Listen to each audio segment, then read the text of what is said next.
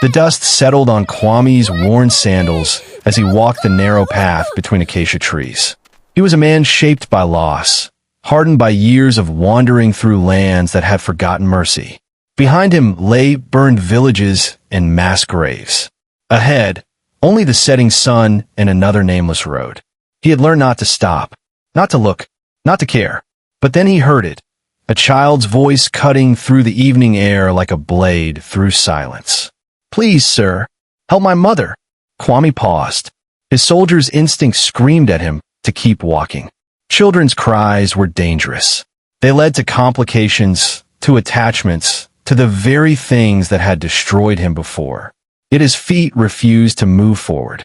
The boy appeared from behind a cluster of thorn bushes, barefoot and covered in red dust. His eyes were wide with terror and desperate hope. He couldn't have been more than 8 years old. "Please," the child begged again, grabbing Kwame's rough hand. "She's dying." The village of Makoro existed in whispers, hidden between hills and forgotten by maps. It survived on silence and submission.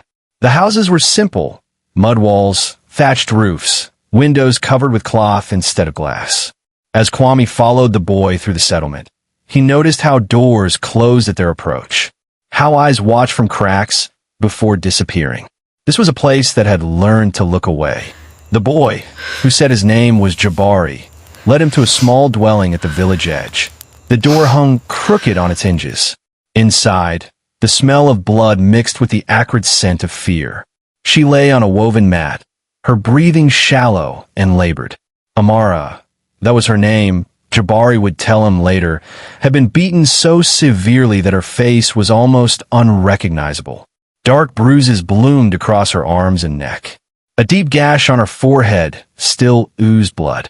Kwame knelt beside her, his hands moving with the practiced efficiency of someone who had tended battlefield wounds. He tore strips from his own shirt, fashioned bandages, and began cleaning her injuries with water Jabari brought in a chipped clay pot. "Who did this?" Kwame asked quietly. Jabari's voice trembled. "The tax collectors.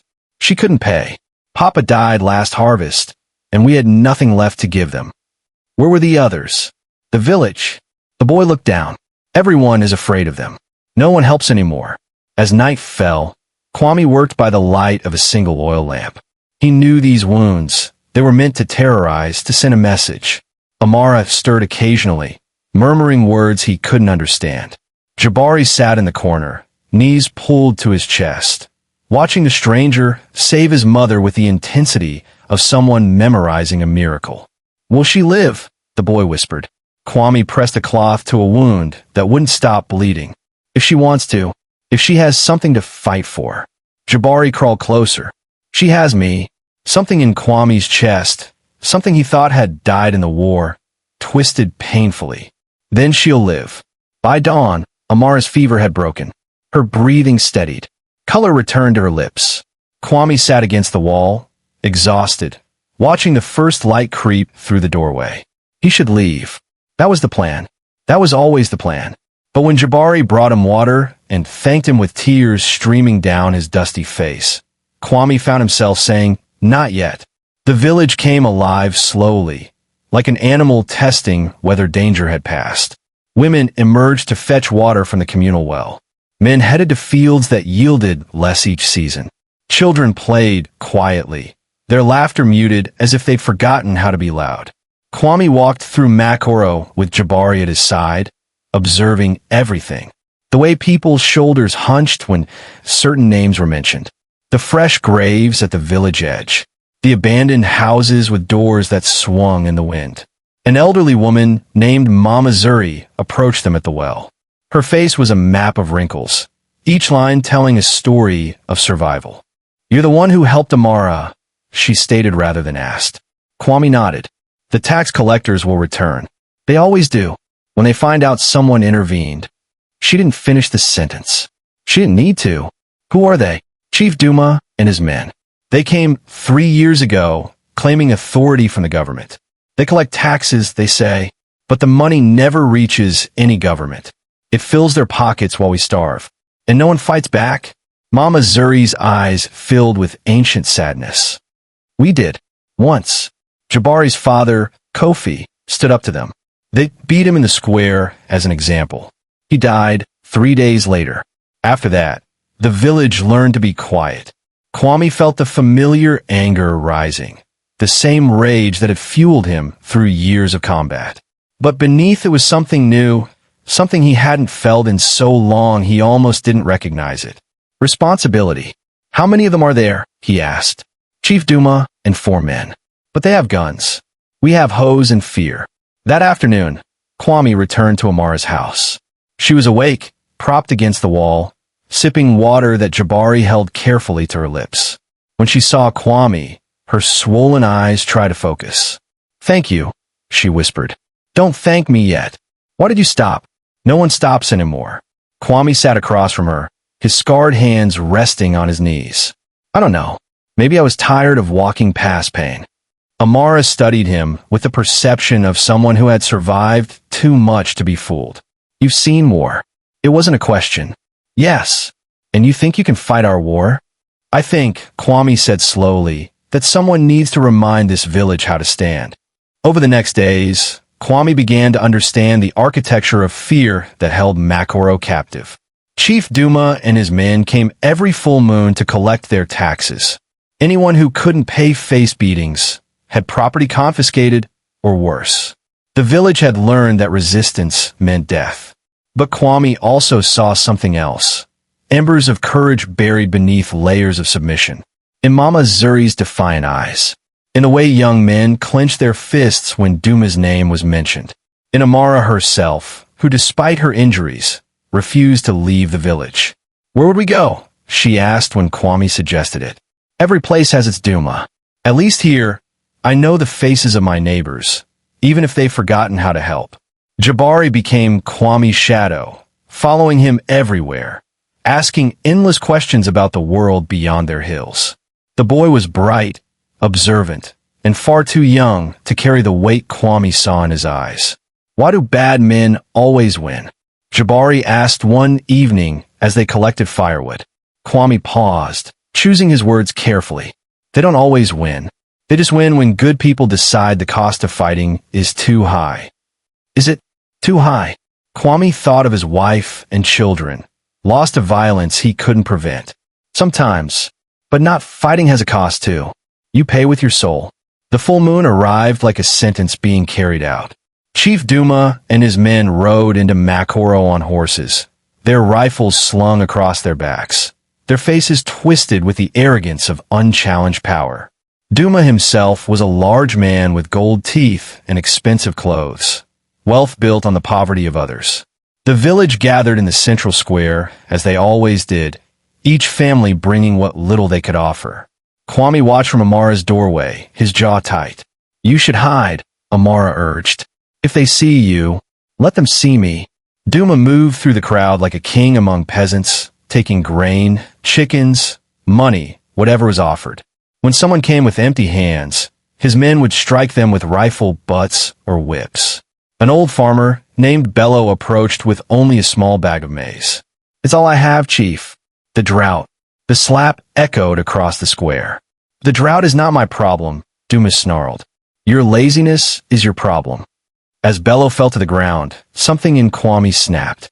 He started walking toward the square, ignoring Amara's protests, ignoring Jabari's frightened grip on his arm. The crowd parted for him. Whispers followed his steps. The stranger. The one who helped Amara. Kwame reached Bello and helped him to his feet. Then he picked up the fallen bag of maize and held it out to Duma. He gave what he had. Duma's eyes narrowed. And who are you? Someone passing through. Then keep passing, stranger. This doesn't concern you. Kwame didn't move. When I see a man being beaten for being poor, it concerns me. The square went silent. No one had spoken to Duma like this in years. Duma's hand moved to his hip where a pistol rested. You're either very brave or very stupid. Maybe both. Let me explain how things work here, Duma said, his voice dripping with menace. I keep order. I collect what's owed. And people who interfere learn painful lessons. Kwame met his gaze without flinching. And who keeps you in order? The question hung in the air like a challenge. Duma's face darkened. He signaled to his men, who moved to surround Kwame. Last chance, stranger. Walk away. Kwame glanced around at the faces watching. Mama Zuri, Amara leaning in her doorway, Jabari with tears in his eyes, dozens of villagers who had forgotten what defiance looked like. No, Kwame said simply. The first man lunged. Kwame sidestepped, grabbed the rifle, and used the man's momentum to throw him to the ground. The second received an elbow to the face. The third hesitated, and that hesitation cost him as Kwame disarmed him with brutal efficiency. Years of military training flooded back. His body remembered what his mind had tried to forget. Duma drew his pistol, but Mama Zuri threw a rock that struck his hand. The gun fell.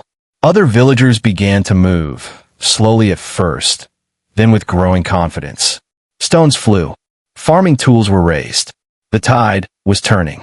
Duma's men, seeing the crowd mobilize, backed toward their horses. They had spent years terrorizing individuals, not facing a united group. This isn't over, Duma shouted as he mounted his horse. You'll regret this. But his words lacked their usual authority. For the first time, fear flickered in his eyes. As Duma and his men rode away, the square erupted. Not in celebration, not yet, but in shocked realization. They had stood up. They had fought back. And they had won. That night, the village gathered around a large fire in the square. For the first time in years, people talked openly. They shared stories of Duma's cruelty, mourned those they'd lost, and began to plan. Mama Zuri stood before the assembly. We know they'll return. With more men. More guns. What do we do? Eyes turned to Kwame. He stood reluctantly. I'm not your leader. I'm not even staying. But you showed us we could fight, a young man named Chike said. Before today, we didn't believe it was possible. It's always possible, Kwame replied. You just have to decide that freedom is worth the risk. Will you help us? Amara asked, her voice carrying across the crowd. Will you teach us to defend ourselves? Kwame looked at Jabari, sitting close to his mother, eyes full of hope. He looked at the faces around the fire. People who had rediscovered courage in the span of a single afternoon. He thought about walking away, returning to his solitary wandering, avoiding the complications of caring. Then he thought about his wife's last words. Don't let grief turn you into nothing. I'll stay, he heard himself say, until you don't need me anymore. The following weeks transformed Makoro. Kwame organized the villagers, teaching them basic defense tactics. The young men learned to fight not with guns they didn't have, but with coordination, strategy, and the advantage of knowing their own land. They built a watchtower at the village entrance. They created alert systems using drums and horns. They practiced formations and counter tactics. But more importantly, they rediscovered their voice. Mama Zuri organized the women to stockpile food and medical supplies. Chike led teams to reinforce homes and create defensible positions. Even the children contributed, serving as messengers and scouts. Amara recovered slowly but surely. She couldn't do heavy work yet, but she became the village's moral center, reminding everyone why they were fighting. Not for revenge, she would say, for dignity, for the right to live without fear. Jabari absorbed everything like a sponge. He followed Kwame everywhere, learning to read the land, to understand tactics, to think strategically. The boy who had cried for help was becoming someone who could provide it. One evening, as they stood watch together, Jabari asked, Why didn't you have children, Kwame?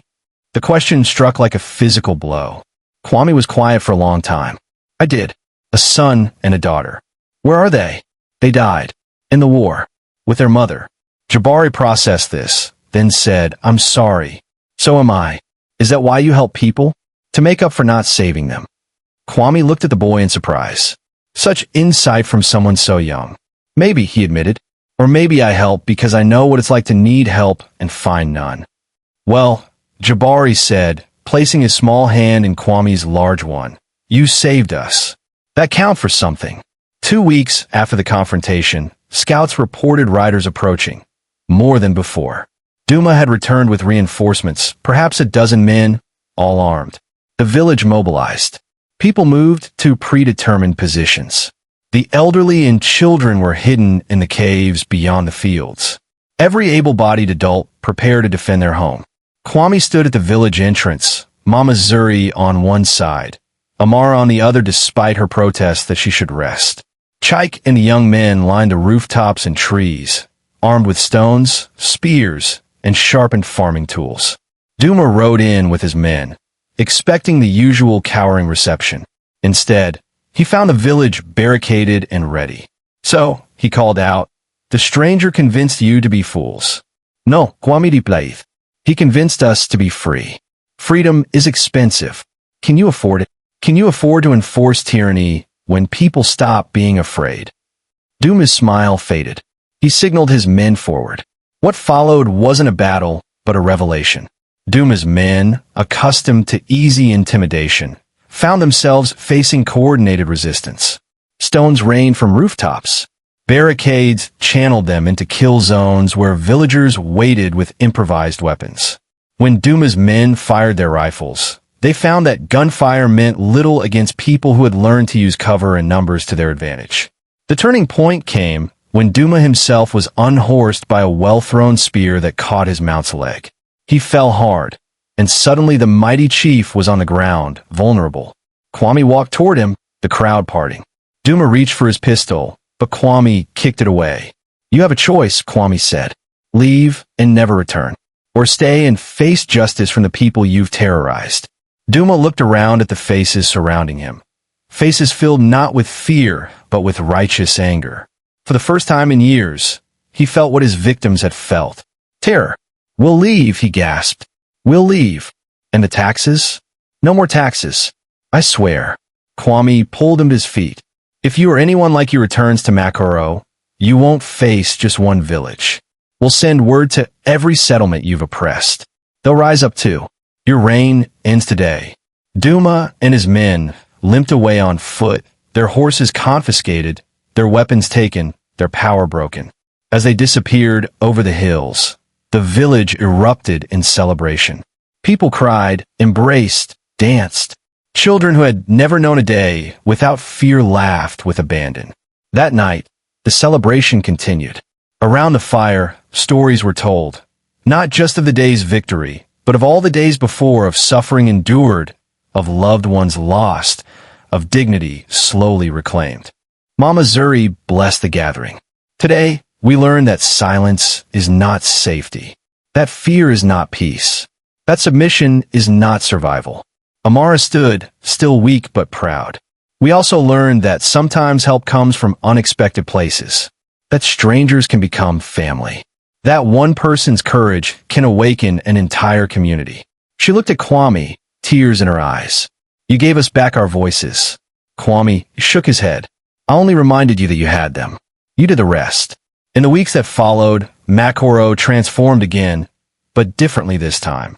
Instead of organizing for defense, people began organizing for growth. Fields were expanded. Trade routes to neighboring villages were established. A school was built, with Mama Zuri teaching children to read and write. The watchtower remained, but served now as a symbol rather than a necessity. A reminder of when the village remembered its strength. Kwame prepared to leave. His work here was done. The village no longer needed him.